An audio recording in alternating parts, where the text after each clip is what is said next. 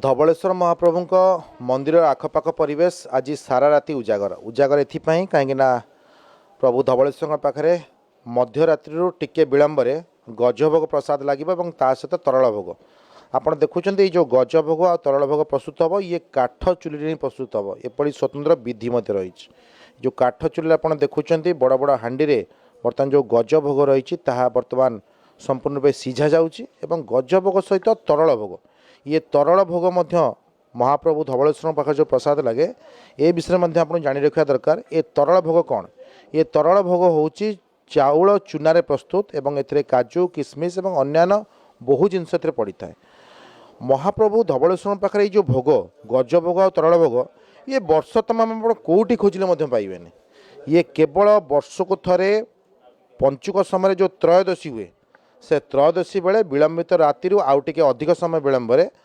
महाप्रभु धवलेश्वर पाखे भोग लगे ये भोग आखपाख अंचल बंटा हुए ये भोग को क्यों मैंने प्रस्तुत करती ये भोग को से मैंने प्रस्तुत करती जो मैंने महाप्रभु धवलेश्वर सबु पूजा कार्य विधि समापन करते अर्थात आम कहीपर कि सेवक मैंने एवं बर्तमान सीधासल आप देखुं जो गजभोगर गोटे स्वतंत्रता थाए एवं ये गजभोग ना शुणिला मात्रे यही पंचुक समय ओडिशार विभिन्न जिला अर्थात कटक रे जदियो धवलेश्वर यही प्रसिद्ध पीठ रही मयूरभंज बारिपदा बालेश्वर एमती कि पूजकों कहवा कथा कि कलिकतार श्रद्धालु आसती एवं सेमाने ये गजभोग को बेस आदर सहित किणवा चाहती एवं गजभोग एभली गोटे भोग किछि लोकंर एभली विश्वास रही प्रभुक पाखे मानसिक करते से गजभोग करती एवं ये गजभोग को निजे सेवन करने द्वारा अर्थात प्रसाद पाइबा द्वारा से किसी मनस्कामना पूर्ण हुए ये लोकंर धारणा रही तेणु आप देखुं झुड़ी ये गजभोग गुड़िक स्वतंत्र भाव प्रस्तुत कर रखा जाइए ये प्रति झुड़ी बर्तमान अपेक्षा करछि कि महाप्रभु धवलेश्वर पाखे विलंबित राति भोग लगे तापर लोकों भितर ये भोग बंटा हे ये भोग निहाती भाव सकाळ समय हे ये भोग को पायापाई एठारे लक्षाधिक संख्यार श्रद्धालु भिड़ हे तेज निहाती भाव जिते परिमाण आप गजभोग देखुं प्रस्तुत हो रही ये गजभोग को जो मैंने प्रस्तुत कर आज से सारा राति उजागर जहाँ मैं प्रथम कहली एवं जो मैंने प्रस्तुति कार्य अच्छा से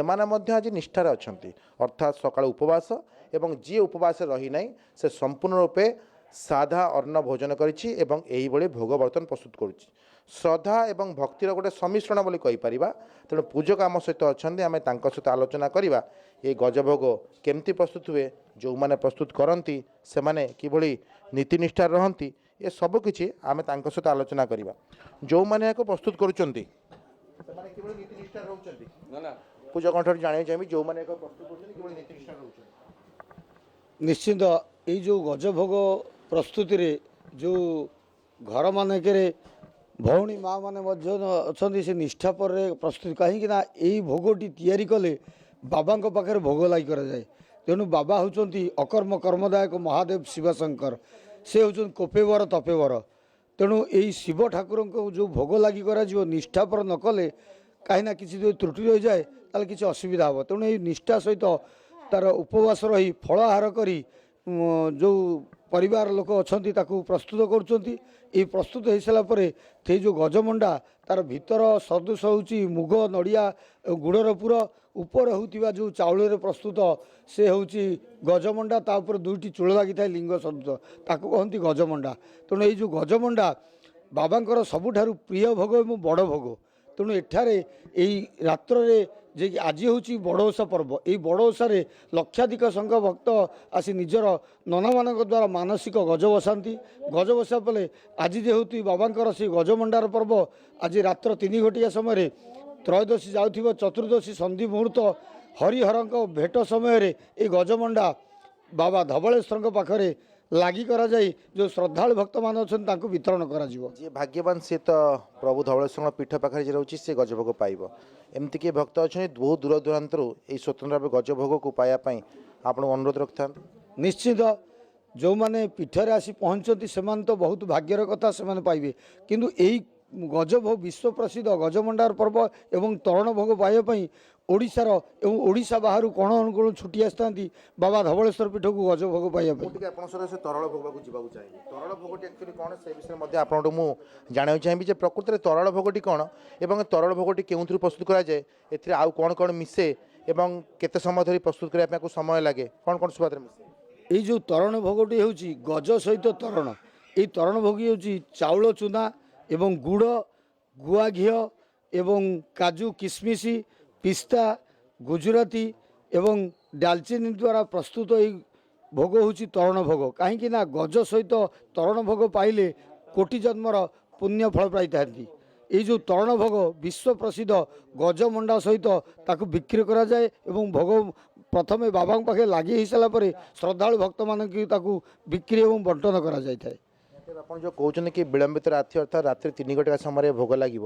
ବର୍ତ୍ତମାନ ଆମେ ଦେଖୁଛୁ କାଠ ଚୁଲିରେ କିଛି ଜିନିଷ ପ୍ରସ୍ତୁତ ହେଉଛି। ଆଶା କରିପାରିବା ଯେଉଁ ନିର୍ଦ୍ଦିଷ୍ଟ ସମୟ ରହିଛି, ନିର୍ଘଣ୍ଟ ରହିଛି, ତା ପୂର୍ବରୁ ସବୁକିଛି ପ୍ରସ୍ତୁତି ଶେଷ ହୋଇଯିବ। ନିଶ୍ଚିତ ଏଇ ଯେଉଁ ପ୍ରାୟ ପ୍ରସ୍ତୁତି ଉପରେ କିଛି ପରିମାଣ ପ୍ରସ୍ତୁତ ହୋଇସାରିଲାଣି। ଆଉ ଯେଉଁ ଗୁଡ଼େ ହେଲା ଆମର କ'ଣ କି 3 ଘଣ୍ଟା ସମୟରେ ଏଇ ଯେଉଁ ଭୋଗ ଲାଗି ପରେ ତାର ଏଇ ଭୋଗ ତାପର ଯେତେ ସମୟ ଅଧିକରୁ ଅଧିକ ଭୋଗ ତିଆରି ହେବ ବିଳମ୍ବିତ ରାତି ପରେ ପୁଣି 3ଟା ପରେ ତାପରେ ମଧ୍ୟ ଲାଗି କରାଯାଇ ଯେଉଁ ଶ୍ରଦ୍ଧାଳୁମାନେ ଆଉ ତା ପରଦିନ ଯେଉଁ ଆସି ପହଞ୍ଚିବେ ବାବାଙ୍କ ପୀଠକୁ, ଯେ କି ସାରା ଓଡ଼ିଶାରେ ପାଳନ କରୁଛନ୍ତି ଆସନ୍ତାକାଲି ଗଜମଣ୍ଡାର ପର୍ବ ବଡ଼ଓଷା ପର୍ବ, ସେଇ ଭକ୍ତମାନେ ମଧ୍ୟ ଛୁଟି ଆସିବେ ବାବା ପୀଠକୁ এই ଗଜତରଣ ଭୋଗ ନେବା ପାଇଁ। ତେବେ ଯାହା ଆପଣ ଶୁଣୁଥିଲେ ବିଶ୍ୱାସ, ରୀତି, ନୀତି, ପରମ୍ପରା ଇଏ ଗୋଟେ ସମ୍ମିଶ୍ରଣ ଆମେ ଦେଖୁଛୁ। ତେଣୁ ବର୍ଷ ତମାମ ମଧ୍ୟ ଯେଉଁ ଭୋଗଟିକୁ ବର୍ତ୍ତମାନ ଆପଣ ଦେଖୁଛନ୍ତି, ତରଳ କୁହନ୍ତୁ ଅବା ଗଜଭୋଗ କୁହନ୍ତୁ, ଯାହାକୁ ବର୍ଷ ତମାମ ପାଇବେନି, କିନ୍ତୁ ପଞ୍ଚୁକରେ ଯେଉଁ ତ୍ରୟୋଦଶୀ ପଡ଼େ ସେ ତ୍ରୟୋଦଶୀରେ